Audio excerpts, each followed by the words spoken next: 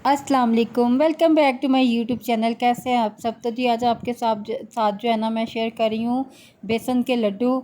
ये मैंने first time try किया है, तो मैंने सोचा क्यों ना आपके साथ भी इसको शेयर किया जाए। ट्राई हो जाएगी और शेयर भी हो जाएगा। तो आज आपके साथ शेयर किए, बने तो बहुत मज़ेदार थे। अब बस आप इसकी जो है ना शेप्स पे मत जाइएगा, मुझसे अच्छी सी शेप नहीं बन पाई इसकी, पता नहीं क्यों, लेकिन बने बहुत मज़ेदार थे, बहुत टेस्टी थे।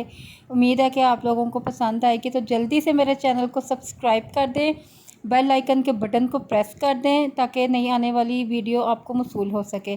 तो चलें शुरू करते हैं। बिस्मिल्लाहिर्रहमानिर्रहीम। मैंने देसी घी में बनाया। ये देसी घी में मैंने इलायची डाल दी थी और उसके बाद मैंने छान के बेसन को अच्छी तरह, 2 कप बेसन था, इसको अच्छी तरह भून लिया। छानना लाजमी है ताकि जो है ना बेसन बिल्कुल साफ़ हो जाए और जो है इसमें गिल्टियाँ सी ना हो।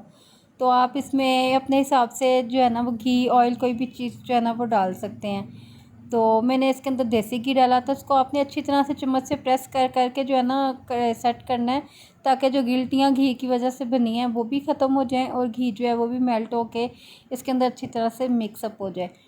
तो ये देखें, मैंने बड़ी अच्छी तरह से वो करके ना सेट करके, तो वो इसको करने की कोशिश कर रहे हैं और ये बहुत अच्छा सा इसके अंदर जो है ना सेट हो गया है घी के अंदर। और बहुत खूबसूरत सी, बहुत मज़ेदार सी जो है ना इसके अंदर खुशबू आ रही है। और ये मैंने इसके अंदर ना 3 अदद अंडे शामिल किए हैं।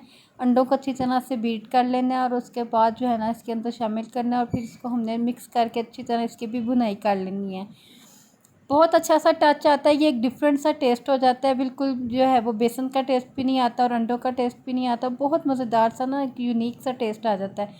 तो बस ये आप लोगों ने इसको अच्छी तरह से मिक्स कर लेना। यहाँ पे चम्मच जो है ना हम लोगों ने चेंज कर लिया, उससे ना ज़रा सही तरह से भुना नहीं जा रहा था। तो बस यहाँ पे ना हम लोगों ने इसके साथ इसकी भुनाई शुरू कर दी। बहुत अच्छा सा ना ये इसकी खुशबू आ रही, बहुत मज़ेदार सा इसका जो है ना मिक्सचर तैयार हो रहा था। और एक तरफ जो है ना हम लोगों ने चीनी की चाशनी बनाना स्टार्ट कर दी थी। जब एक तार वाली चाशनी तैयार हुई तो वो फिर हम लोगों ने इसके अंदर शामिल कर दी।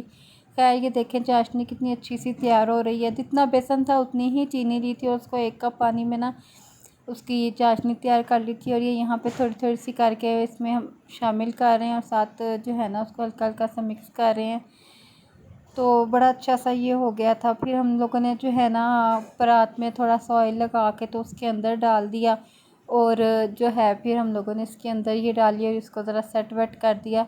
बनानी हम लोगों ने बेसन की बर्फ़ी थी, लेकिन ना वो मुझे अच्छी नहीं थी लग रही, तो मैंने सोचा क्यों ना इसके हम लोग बॉल बना लें, बेसन के लड्डू। तो वो बस हम लोगों ने फिर इसको लड्डू की शेप दे दी थी। कटिंग करने की कोशिश की, लेकिन ना वो मुझे इतनी अच्छी नहीं थी लग रही, यानी कि ना वो बर्फ़ी जैसी शेप नहीं थी आ रही। तो फिर हम लोगों ने ना बस इसके लड्डू से बना लिया। थोड़ी सी ठंडी हो गई तो हम लोगों ने इसको लड्डुओं की शेप दे दी। और जो है आप लोग मुझे ये भी बताइएगा कि आजकल मौसम बहुत ज़्यादा अनार का आया हुआ है, तो जब आप लोग अनार के दाने निकालते हैं तो उसके बाद आप लोगों के हाथ जो है, नाखून वगैरह, वो इतने ब्लैक हो जाते हैं, तो वो किस तरीके से साफ़ किए जाए। मेरे बहुत ज़्यादा ख़राब हुए हैं, इतना धोने के बाद, इतना यानी कि वो करने के बाद भी ना साफ़ नहीं हो पा रहे हैं। पता नहीं अनारों का कलर क्यों चिपक सा गया मेरे हाथों पे।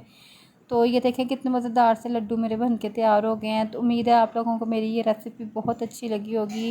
मुझे कमेंट्स में ज़रूर बताइएगा और फीडबैक दीजिएगा। इंशाल्लाह नई वीडियो में आप लोगों के साथ मुलाकात होगी। मेरे चैनल को जल्दी से सब्सक्राइब कर दें, लाइक कर दें, शेयर कर दें और कमेंट लाजमी कीजिएगा।